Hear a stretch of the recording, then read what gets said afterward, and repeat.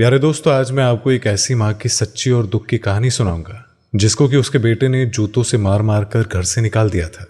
उसके बाद उस लड़के का क्या हुआ, इसके बारे में हम आपको आगे बताएंगे। और दोस्तों, मैं आपको इस वीडियो को लाइक करने के लिए नहीं कहूँगा, लेकिन इतना ज़रूर कहूँगा कि अपनी माँ के लिए इस वीडियो को आखिर तक ज़रूर देखिएगा। एक औरत जिसका नाम जहरा था। जहरा का शौहर इंतकाल कर चुका था, इसीलिए वो अपने बेटे उमर के साथ रहती थी। जहरा ने अपने बेटे उमेर को सरकारी स्कूल से 8वीं तक पढ़ाया था। उमेर को क्योंकि पढ़ाई में कोई दिलचस्पी नहीं थी, इसीलिए वो बड़ी मुश्किल से 8वीं में पास हुआ था। जहरा में अब मजीद हिम्मत न थी कि वो अपने बेटे को आगे पढ़ा सके। जहरा के घर में उमेर 10 साल के बाद हुआ था, इसलिए जहरा की उम्र काफ़ी हो गई थी और अब इसमें काम करने की हिम्मत न थी। जहरा ने उमेर को कहा कि बेटा, कहीं काम की तलाश कर लो, अब मुझ में काम करने की हिम्मत नहीं है। तो उमेर ने कहा कि अच्छा मम्मी, अब बस दुआ करे कि मुझे जल्दी से काम मिल जाए। तो जहरा बोली कि इंशाअल्लाह बेटा, तुझको जल्द से जल्द काम मिल जाए। उमेर अब काम की तलाश में रोज़ घर से चला जाता है, लेकिन उमेर को कोई काम ना मिला। काम की तलाश करते हुए उमेर की बहुत से लड़कों से दोस्ती हो गई थी। उमेर के सब दोस्त आवारा और अयाश थे और उमेर अब हर रोज़ अपनी अम्मी से यही कहकर निकलता है कि अम्मी, मैं काम ढूंढने जा रहा हूँ, मेरे लिए दुआ करना। और जहरा अपने बेटे के घर से निकलते ही उसके लिए दुआ करना शुरू हो जाती थी और रो रो कर अपने हबीब के सदके अपने बेटे की खुशहाली, दुरुस्ती और उसके काम के लिए दुआ करती थी। पर जहरा ये नहीं जानती थी कि उसका बेटा गलत लोगों में उठने बैठने लगा था। जब भी जहरा का बेटा घर से निकलता था तो उसकी सलामती के लिए दुआ करती थी। एक दिन उमेर सुबह का गया हुआ था और रात हो गई थी, लेकिन उमेर घर वापस ना आया।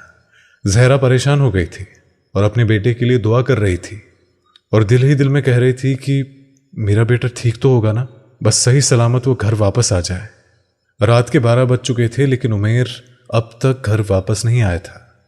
अब तो जहरा रोने लगी थी और अपने बेटे को दिल ही दिल में ये कह रही थी, उमेर घर वापस आ जा मेरे बेटे। जहरा की आंखों में आंसू आ गए थे क्योंकि उसके जहन में अजीबोगरीब ख्यालात आ रहे थे।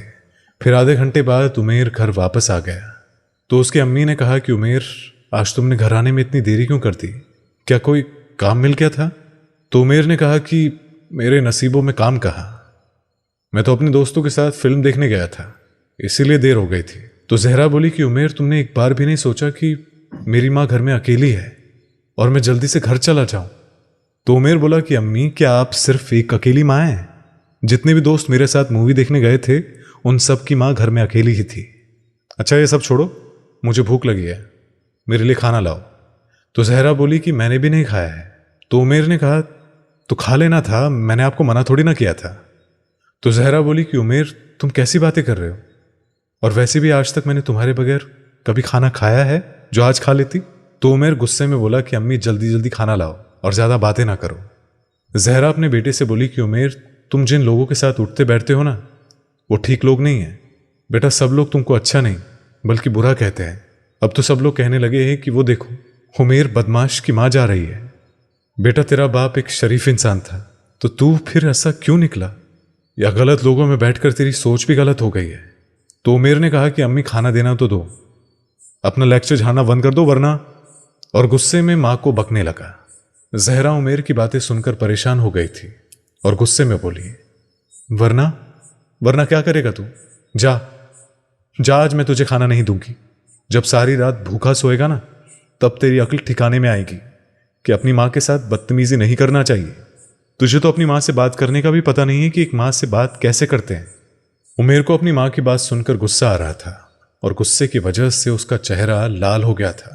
उसके बाद उस नाफरमान ने अपने पाँव का एक जूता उतारा और अपनी अम्मी को मारने लगा था और मारते मारते अपनी अम्मी को घर के दरवाजे के बाहर गली में ले गया था। और इतने में उमेर ने एक जूता अपनी अम्मी के मुंह पर दे मारा था और मुंह पर जूता लगने से जहरा के दिल से एक आह निकली और वो दिल ही दिल में अपने रब को कह बैठी कि या अल्लाह, मेरे बेटे को ऐसा सबक सिखा और ऐसी सज़ा दे कि सारी ज़िंदगी बस ये रोता रहे। उसके बाद फिर उमेर घर के अंदर चला गया और अंदर जाकर दरवाज़ा बंद करके सो गया था और जहरा बेचारी बस ऐसी ही गलियों में भटकने लगी। आसपास के लोग जहरा को खाना भी देते थे, पर जहरा खाना न खाती और हर वक्त अपने रब से बातें करती रहती कि या अल्लाह, तूने एक कैसी औलाद अता की है, इससे बेहतर था कि मैं बेऔलाद ही रहती। जहरा एक हफ्ते से भूखी प्यासी कभी कहीं तो कभी कहीं रही थी। एक हफ्ता भूखा और प्यासा रहने की वजह से जहरा के जिस्म में ताकत जो थी वो बिल्कुल ख़त्म हो गई थी और उसके बाद जहरा इस दुनिया से कूच कर गई थी। लोगों ने ही जहरा का जनाजा पढ़ाया और फिर उसे दफना दिया गया। और दूसरी तरफ उमेर के पाँव को न जाने क्या हो गया था। उसके पाँव में ऐसा दर्द हो उठा कि उसका पाँव ठीक होने की बजाय दिन ब दिन सूजता चला जा रहा था। उमेर ने मुख्तलिफ शहरों के डॉक्टरों और अस्पतालों में अपना इलाज करवाया, लेकिन किसी को यह पता न लगा कि उमेर के पाँव का क्या मसला है। आखिरकार डॉक्टरों ने कहा कि उमेर के पाँव की उंगलियां काटनी पड़ेगी और ऐसा ही हुआ। उंगलियां काटने के बाद उमेर ने शादी कर ली थी। शादी के अभी चंद ही दिन गुजरे होंगे कि फिर से उमेर का पाँव सूज गया और अब उससे कोई काम भी नहीं होता था। वो तो उसकी बीवी नजिया के घर वालों की मेहरबानी की वजह से उसके घर का खर्चा चल रहा था और वो साथ में उमेर का इलाज भी करवा रहे थे। उमेर का पाँव ठीक नहीं हुआ। अब पाँव के साथ साथ उसकी टांग भी सूज गई थी और उसी वजह से फिर उसका पाँव भी काटना पड़ा था।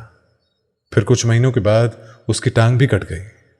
उमेर की बीवी नाजिया, जो कि उमेर से काफ़ी उम्मीदें लगाए बैठी थी, उसने जब देखा कि शादी के बाद उमेर सिर्फ बीमार ही रहने लगा है और 5 साल हो गए मेरे घर वाले ही इसका खर्चा उठा रहे हैं, तो नाजिया ने सोचा कि जब इन 5 सालों में ये मुझे खुश ना रख सका तो आने वाले वक्त में क्या खुश रखेगा। उसने फिर उमेर से तलाक ले ली और वो उमेर को छोड़कर चली गई। पहले तो उमेर को नाजिया के घर वालों का सहारा था, लेकिन अब उसके पास कुछ भी ना था। गली के कोने में बैठकर भीख मांगने लगा था और अब वो अपना इलाज भी नहीं करवा सकता था, क्योंकि भीख से मांगे हुए पैसों से सिर्फ अपना पेट भर सकता था। और अब उसकी दूसरी टांग भी सूज गई थी। पहले तो वो एक टांग के सहारे ही चल लेता था, लेकिन अब तो वो बिल्कुल नहीं चल सकता था और फिर आहिस्ता आहिस्ता वो सड़क पर जहां भीख मांगता था वहीं पर लेटकर वो भीख मांगने लगा था। न जाने उमेर को कौन सी बीमारी लग गई थी कि जिसने उसके सारे जिस्म पर हमला कर दिया था। एक दिन एक बुजुर्ग आदमी उमेर के पास से गुजरा और उस बुजुर्ग को सब लोग सूफी साहब कहते थे। उमेर उस बुजुर्ग से कहने लगा कि सूफी साहब, मैं अपनी गलतियों की सज़ा भुगत रहा हूँ, मेरे लिए दुआ करना कि अल्लाह मुझे माफ़ कर दे। और उसके बाद उमेर ने उस सूफी साहब को अपनी कहानी सुनाई। तो फिर उस बुजुर्ग सूफी ने कहा कि तुमने अपनी अम्मी के साथ जो सलूक किया है ये तुम उसी की सज़ा भुगत रहे हो। तो उमेर बोला कि जी सूफी साहब, अल्लाह ने मुझे मेरी गलतियों की ही सज़ा दी है। इस दुनिया में तो ऐसी सज़ा दी है, तो आखिरात में न जाने ये सज़ा कैसी होगी। शायद उमेर का आखिरी वक्त आ गया था और फिर उमेर 5 दिन बाद इस दुनिया से रुखसत हो गया था। उमेर की ऐसी हालत हो गई थी कि उससे लोगों को बदबू आती थी, इसीलिए जो लोग उसे भीख देते थे वो भी उससे दूर रहकर ही भीख देकर चले जाते थे। और जब उमेर की लाश को लोगों ने देखा तो किसी ने भी उमेर का जनाजा ना पढ़ाया था और ना ही उसे दफनाया गया था, बस कौवे और चीलों ने ही उसका गोश्त खाया था। तो दोस्तों, ये थी उमेर की जिंदगी, जिसने खुद अपनी माँ को जूते मारकर दोज़ख खरीद ली थी और उमेर को ऐसी सज़ा मिली थी कि लोग उसको देखकर नसीहतें हासिल कर रहे थे। इसी वजह से माँ की नाफरमानी नहीं करनी चाहिए, क्योंकि अगर माँ के दिल से बद्दुआ निकल जाए तो दुनिया में ही जिंदगी जहन्नुम बन जाती है। माँ की दुआ अर्श को हिला देती है और बच्चों की जिंदगी भी संवार देती है। इसलिए हमेशा वालिदैन की खिदमत और उनकी फरमाबरदारी करनी चाहिए और अल्लाह हम सबको अपने वालिदैन का फरमाबरदार बनाए। आमीन अल्लाहुम्मा आमीन।